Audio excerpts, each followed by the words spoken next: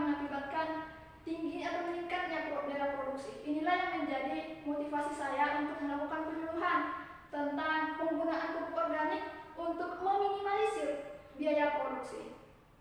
Sebelum masuk ke materi, apakah teman-teman ada yang tahu apa itu pupuk organik? Belum. Baik.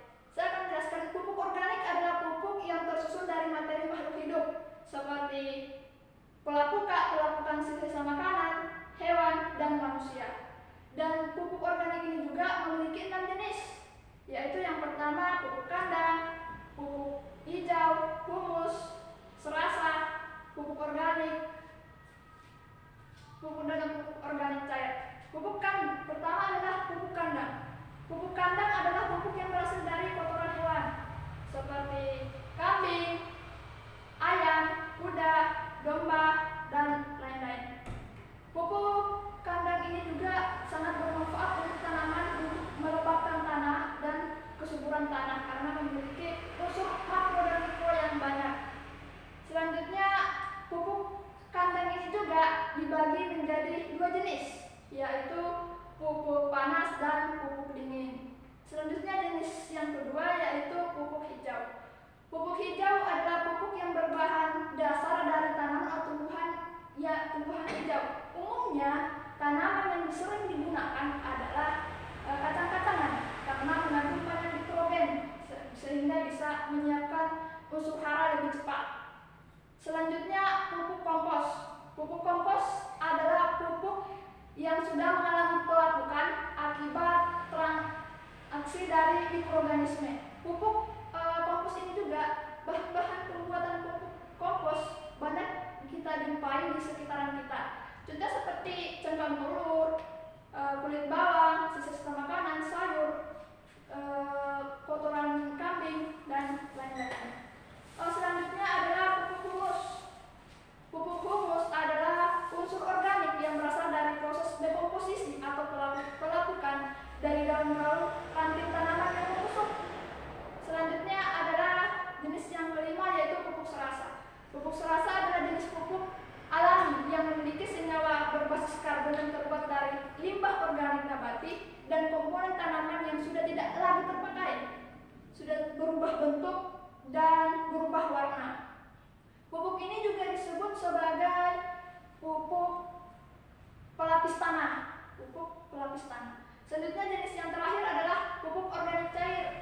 Nah, pupuk organik ini terbuat dari urin ternak atau hasil dari proses fermentasi bahan-bahan organik seperti buah-buahan busuk dan bahan pupuk organik lainnya.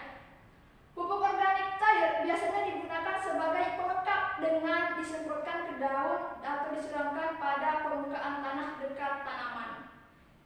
Dan pupuk organik ini juga memiliki banyak manfaat untuk tanaman.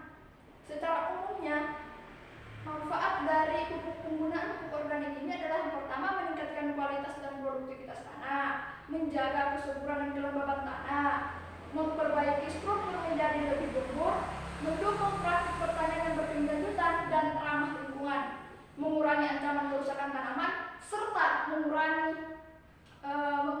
biaya produksi itu sendiri. Dan cara pembuatan pupuk organik ini juga dibilang cukup mudah. Bisa dilihat dari gambar ini. Bahan-bahan yang digunakan untuk membuat pupuk organik itu sendiri adalah seperti yang digambar adalah kulit pisang, daun-daunan, pokoknya sisa-sisa makanan dicencang-cencang supaya dipotong-potong menjadi kecil. Ini tujuannya apa? Agar mudah terurai.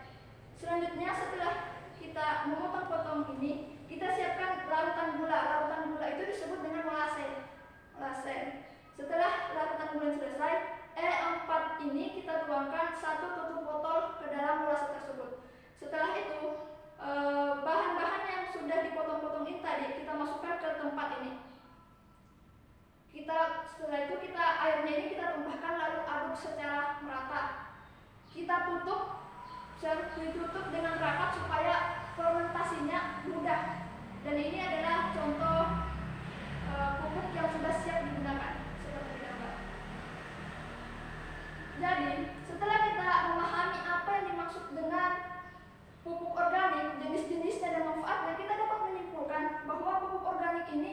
sangat banyak manfaatnya untuk tanaman, kelembaban tanah, dan yang paling penting bisa meminimalisir biaya produksi sehingga petani mampu meningkatkan biaya produksinya dengan cara memperbanyak tanaman-tanaman yang ditanam karena ketersediaan pupuk organik ini tadi. Itulah mungkin materi yang bisa dapat saya sampaikan. Jika teman-teman masih ada yang bertanya, saya persilakan. Mohon izin bertanya. Tadi ada disebutkan penjelasan mengenai jenis-jenis dari pupuk kandang, yaitu pupuk panas dan pupuk dingin. Nah, pertanyaan saya adalah apa yang dimaksud dengan pupuk panas dan pupuk dingin tersebut? Sekian, terima kasih. Baik, terima kasih atas pertanyaannya. Pupuk panas adalah pupuk yang proses penguraiannya berlangsung dengan cepat. Contohnya itu kotoran kambing, kuda, dan domba. Sedangkan pupuk dingin tadi adalah pupuk kandang yang proses penguraiannya oleh mikroba berlangsung lambat. Contohnya kotoran sapi, kerbau, dan ayam. Apakah bisa dipahami? Sudah. Terima kasih. Selanjutnya, apakah ada yang ingin bertanya? Saya ingin bertanya. Ya, sudah. Apa yang dimaksud dengan biaya produksi dan apa dampak yang terjadi apabila biaya produksi naik atau meningkat? Baik, terima kasih atas pertanyaannya. Biaya produksi adalah biaya yang dikeluarkan oleh seorang petani dalam proses produksi serta mengubahnya menjadi produk. Dan apabila biaya produksi meningkat, harga barang yang akan diproduksi akan tinggi dan produksi akan menurun karena petani tidak mampu mengoptimalkan produksinya karena biaya produksi tadi ini meningkat.